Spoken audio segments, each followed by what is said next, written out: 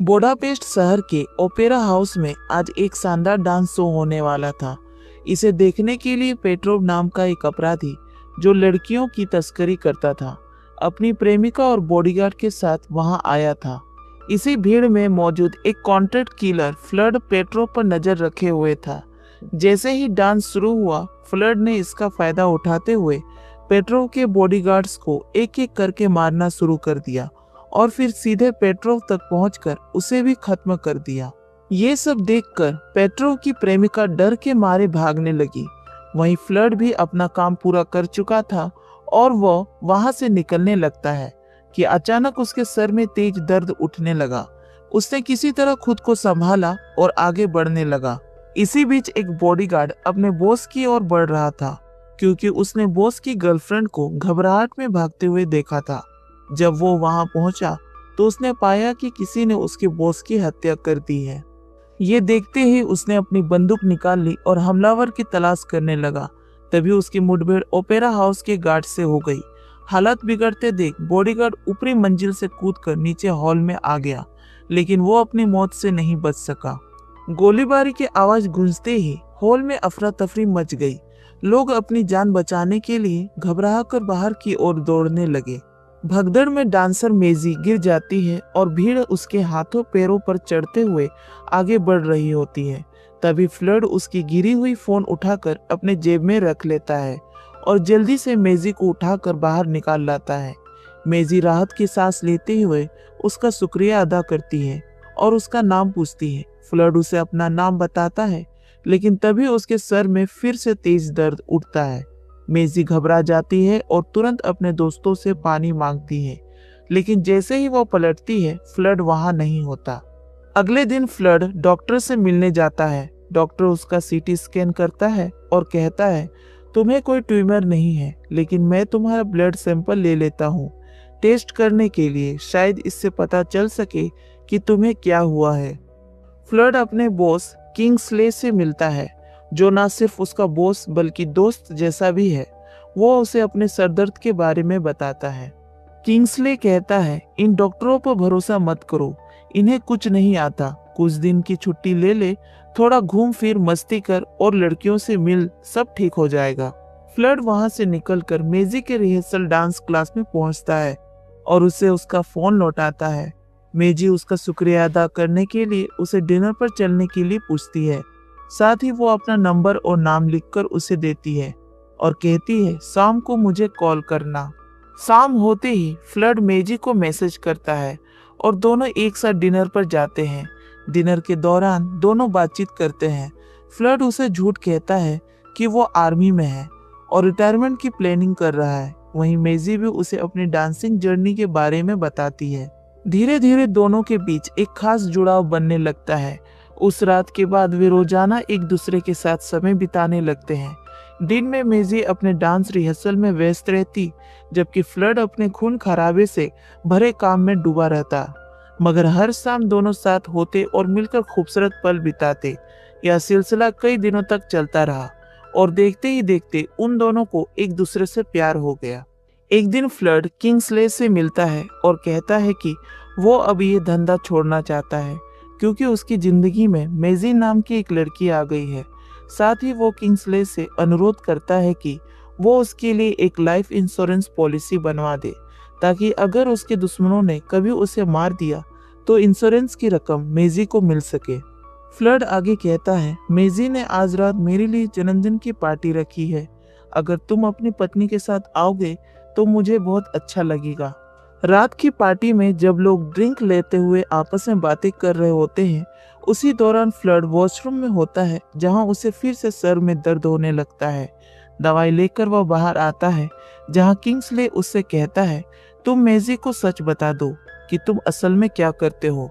अगर उसे बाद में पता चला तो शायद तुम्हारा रिश्ता खराब हो जाए।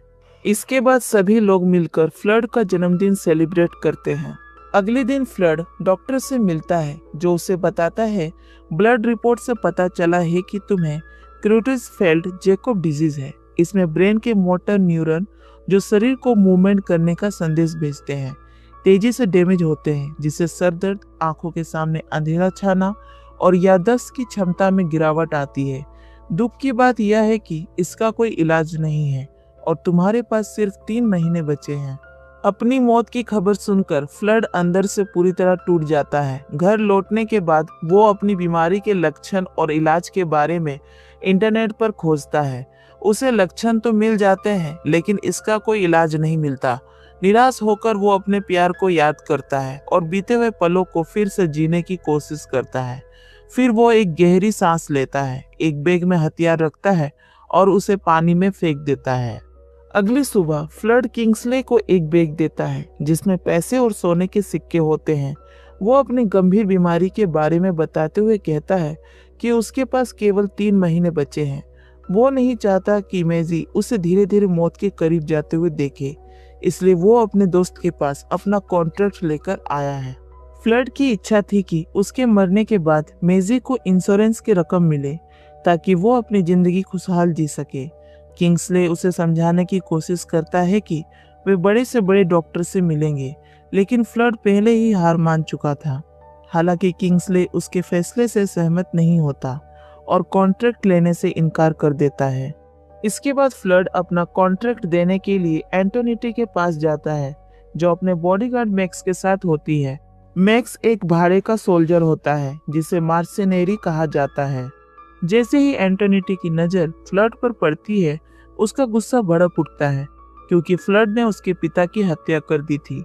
दरअसल उसके पिता ने धंधे के नियम तोड़े थे और इसी वजह से फ्लड ने उन्हें मार डाला था। एंटोनिटी अपने पिता का बदला लेना चाहती थी, लेकिन अब तक धंधे के नियमों की वजह से चुप थी। मगर आज उसका सपना पूरा होने वाला था। फ्लड उसे अपना कॉन्ट्रैक्ट सौंपता है और शर्त रखता है कि उसे रात 12 बजे तक का समय दिया जाए। एंटोनिटी जोश के साथ कॉन्ट्रैक्ट स्वीकार कर लेती है क्योंकि अब उसे अपने बदले का मौका मिल गया था। फ्लड के जाने के बाद एंटोनिटी इस काम के लिए लव दहल को चुनती है, जो इस समय स्विट्जरलैंड में अपने टारगेट पर स्नाइपर से निशाना लगा रहा था। टारगेट को खत्म करने के बाद वो अपना मोबाइल चेक करता है और देखता है कि उसे एक नया कॉन्ट्रैक्ट मिला है अपने पुराने दोस्त फ्लड को मारने का, लेकिन 20 लाख की रकम उसे इस धंधे के किंग को खत्म करने के लिए बहुत कम लगती है। बिना ज्यादा सोचे वो कॉन्ट्रैक्ट रिजेक्ट कर देता है। अब एंटोनिटी दूसरी ताकतों से मदद लेने का फैसला करती है। वो कोरियन गैंग और हंगेरियन ब्रदर्स से संपर्क करती है। इस दौरान कोरियन गैंग का बॉस अपने टीम के साथ एक बार में अपने टारगेट्स को बेरहमी से मार रहा था। वहीं दूसरी तरफ हंगेरियन ब्रदर्स ने भी एक व्यक्ति को खौफनाक तरीके से मार दिया। दोनों ही खतरनाक हत्यारे 20 लाख रुपए के लिए कॉन्ट्रैक्ट स्वीकार कर लेते हैं। रात के समय फ्लड और मेजी एक दूसरे से मिलते हैं। मेजी फ्लड को देखकर बेहद खुश होती है। वहीं भीड़ में छिपा मैक्स चुपके से उनकी तस्वीरें ले रहा होता है। फ्लड अपने दिल पर पत्थर रखकर मेजी से ब्रेकअप कर लेता है ताकि वह अपनी जिंदगी नए सिरे से शुरू कर सके। मेजी, जो उससे सच्चा प्यार करती थी, टूटे दिल के साथ रोते हुए वहां से चली जाती है। घर पहुंचकर फ्लड अपने दुख को कम करने के लिए शराब पीने लगता है।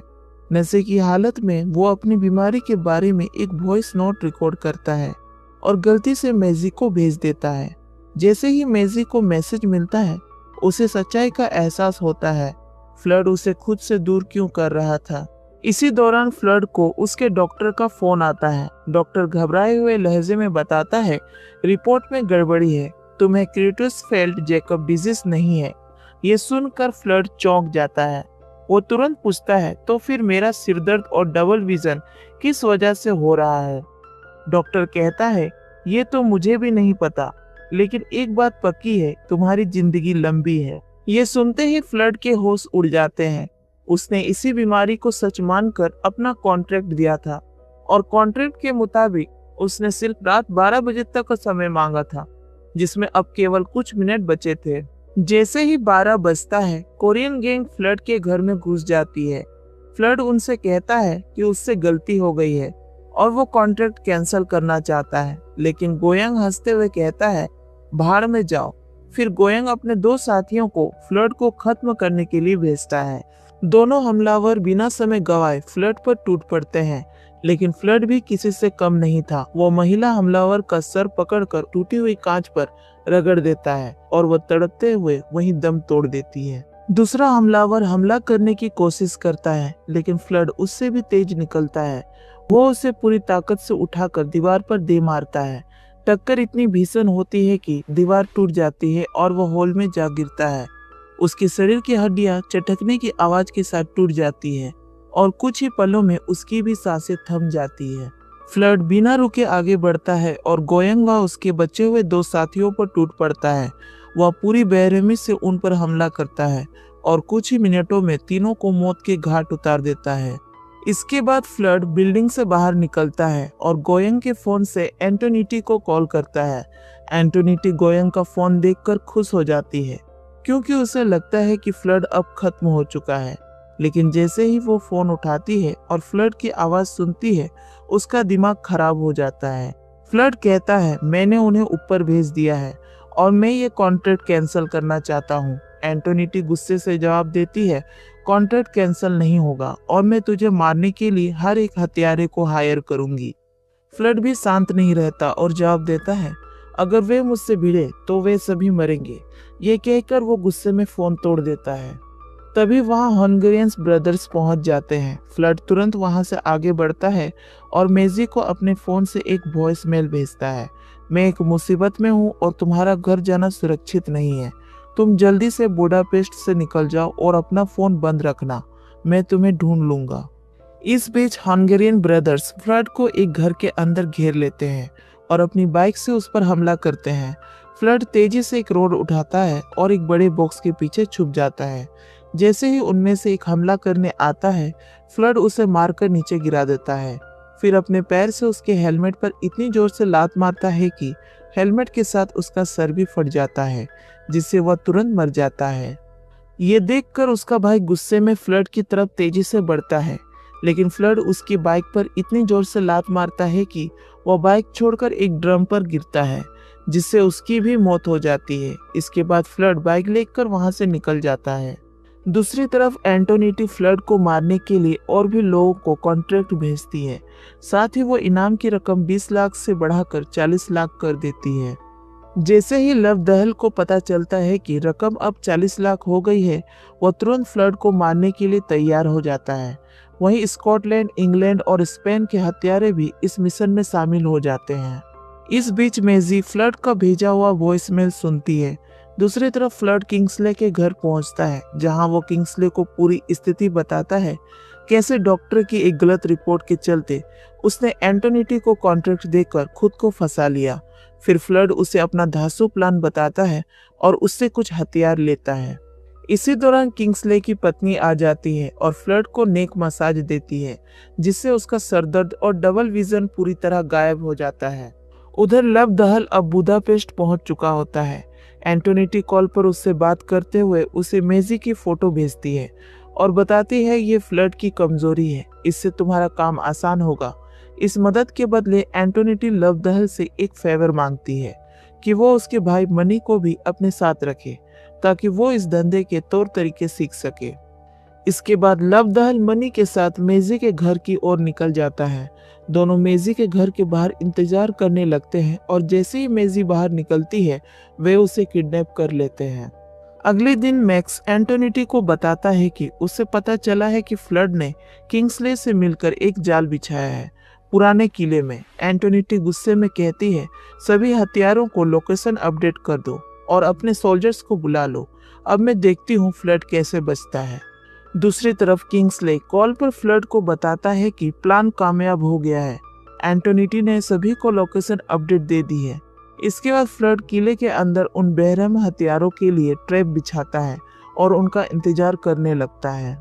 इस बीच लव दहल किले की ओर बढ़ रहा था। रास्ते में वो मेजी से फ्लड के बारे में पूछता है। मेजी कहती है वो नेक दिल और अच्छा इंसान है। लव दहल मुस्कुराते हुए जवाब देता है, तुम्हारा नेक दिल और अच्छा इंसान पिछले 20 साल से एक खतरनाक कॉन्ट्रैक्ट किलर रहा है। उधर स्कॉटलैंड के 2 किलर्स किले में पहुंचते हैं। जैसे ही वे अंदर आते हैं, फ्लड उन पर बम से हमला करता है और फिर उनसे फाइट करने लगता है। दोनों हथियारे मिलकर फ्लड को कड़ी टक्कर दे रहे थे। तभी फ्लड जल्दी से अपना बिछाया हुआ ट्रैप इस्तेमाल करता है। इससे एक हथियारा दीवार पर टंगे जानवर के सिर के नुकीले सींग में फंसकर मारा जाता है। जबकि दूसरे को फ्लड बारासिंगा के सिंग तोड़कर बेरहमी से उसके गले में घोंप देता है। इसी दौरान इंग्लैंड की 2 महिला हत्यारे वहां पहुंचती है और फ्लड पर गोलियों की बौछार करने लगती है। फ्लड उसे मरे हुए आदमी का सहारा लेकर खुद को बचाते हुए साइड से भागने लगता है। उस पर बम से हमला भी होता है, लेकिन वह किसी तरह बच निकलता है और तेजी से एक दीवार के पीछे छिप जाता है। दोनों महिलाएं फ्लड का पीछा करते हुए आगे बढ़ रही थी। तभी उनमें से एक फ्लड के बिछाए हुए ट्रैप में फंस जाती है, जिससे बम फट जाता है। फ्लड तुरंत उस घायल लड़की को दीवार के पीछे खींचता है, उसके जैकेट में लगे बम से पिन निकालता है और उसके साथी पर फेंक देता है। एक जबरदस्त धमाका होता है जिसमें दोनों महिला हत्यारे मारी जाती है।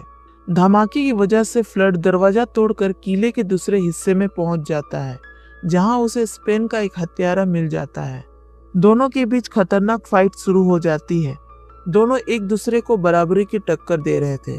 तभी स्पेन का हत्यारा तेजी से गन उठाकर फ्लड पर गोलियां बरसाने लगता है।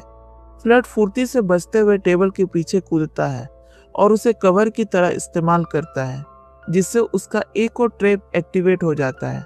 अचानक एक जोरदार धमाका होता है और स्पेन का हत्यारा मारा जाता है। किले के बाहर लवदहल पहुंच चुका था। वो फ्लड को कॉल पर धमकी देता है, अगर तुम्हें अपनी गर्लफ्रेंड को बचाना है तो खुद को मेरे हवाले कर दो। इस बीच मैक्स भी अपने साथियों के साथ वहां पहुंच चुका था और किले के अंदर बढ़ रहा था। फ्लड उनमें से कुछ को गोलियों और धमाकों से मार गिराता है। दूसरी तरफ मेजी मनी को बेवकूफ बनाकर गाड़ी से बाहर निकलती है और डंडे से उस पर हमला कर देती है। इधर जैसे ही फ्लड किले के बाहर आता है, वह लवदहल को अपने सामने देखता है। फ्लड कहता है, मैं खुद को तुम्हारे हवाले कर दूंगा, लेकिन पहले मेजी को लाओ। तभी मेजी अचानक पीछे से लवदहल को गाड़ी से टक्कर मार देती है और तुरंत फ्लड को कार में बैठाकर वहां से भाग जाती है। रास्ते में मेजी फ्लड से बहुत सारे सवाल करती है। फ्लड उसे बताता है कि कैसे डॉक्टर की गलत रिपोर्ट की वजह से उसने खुद को इस मुसीबत में फंसा लिया। साथ ही वह यह भी स्वीकार करता है कि हाँ, वह एक कॉन्ट्रैक्ट किलर है, लेकिन उसने कभी मासूम लोगों की जान नहीं ली। वो आगे कहता है कि तुमसे मिलने के बाद उसने ये फैसला कर लिया था कि वो ये काम छोड़ देगा। फ्लड की बातें सुनकर मेजी कहती है, अच्छा हुआ कि तुमने यह काम छोड़ दिया, क्योंकि मैं प्रेग्नेंट हूँ। यह सुनकर फ्लड हैरान रह जाता है, लेकिन इससे पहले कि वो कुछ कह पाता, मेजी अचानक बेहोश हो जाती है। फ्लड घबराकर तुरंत गाड़ी को साइड में लगाता है और मेजी की हालत चेक करता है। उसे एहसास होता है कि मेजी को गोली छूते हुए पार हो गई है। बिना समय गवाए वो उसे अपनी गोद में उठाकर पास के एक चर्च में ले आता है, जहां फादर उसकी मदद के लिए आगे आते हैं। इसी दौरान मेजी को होश आ जाता है और दोनों एक दूसरे को देखकर भावुक हो जाते हैं। फिर फ्लड फादर से कहता है कि उन्हें शादी करनी है। इसके बाद फादर उनकी शादी करवाने लगता है। तभी वहां लवदहल पहुंच जाता है और उन पर गोली चला देता है। फ्लड झट से मेजी को धक्का देकर उसके साथ नीचे गिर जाता है और गोली फादर को लग जाती है। फ्लड और मेजी तुरंत फादर को लेकर अंदर भागने लगते हैं। उसी वक्त लवदहल के पास अचानक एक बम आकर गिरता है। वह घबराकर उससे दूर भागने की कोशिश करता है, लेकिन तब तक बम ब्लास्ट हो जाता है। किसी तरह वह धमाके से बच जाता है। दूसरी तरफ से उसे मैक्स की आवाज आती है, बॉस ने कहा है कि अब तुम्हारी कोई जरूरत नहीं है। यह सुनकर लवदहल गुस्से से पागल हो जाता है और मैक्स के साथियों को एक एक करके बेरहमी से मारने लगता है। लड़ाई के बीच मैक्स फिर से लवदहल पर बम फेंकता है, लेकिन इस बार भी वो बच निकलता है, मगर इसका फोल्डिंग के नीचे दब जाता है। इसी दौरान मैक्स लवदहल को खत्म करने के लिए बढ़ता है, लेकिन तभी उसे एहसास होता है कि फ्लड उसके पीछे खड़ा है। मैक्स अचानक मुड़कर फ्लड पर गन तान देता है और उसी पल फ्लड भी उस पर गन तान देता है। दोनों आमने सामने होते हैं, लेकिन जैसे ही फ्लड ट्रिगर दबाता है, उसकी मैगजीन खाली निकलती है। इसका फायदा उठाते हुए मैक्स खुशी से फ्लड को शूट करने ही वाला था कि अचानक मेजी गन उठाकर मैक्स को गोली मार देती है। गोली सीधे उसके सर में लगती है, जिससे उसकी मौके पर ही मौत हो जाती है। इसके बाद फ्लड और मेजी फादर को अस्पताल पहुंचाने के लिए आगे बढ़ते हैं। वहीं दूसरी तरफ घायल लवदहल दर्द से कराहते हुए मदद के लिए चिल्लाता है, लेकिन फ्लड और मेजी उसे पूरी तरह नजरअंदाज कर देते हैं। दूसरी ओर एंटोनिटी भागने की तैयारी कर रही होती है, लेकिन तभी किंग्सले वहां पहुंचता है। वो उसकी तरफ देखकर कहता है, तुमने भी अपने पिता की तरह धंधे के नियम तोड़े हैं, सोल्जर्स को इसमें शामिल करके। इतना कहकर वो एंटोनिटी को गोली मार देता है। कुछ हफ्तों बाद फ्रेड और मेजी उसी चर्च में शादी कर लेते हैं और एक नए जीवन की शुरुआत करते हैं। इसी के साथ ये कहानी यहीं खत्म होती है।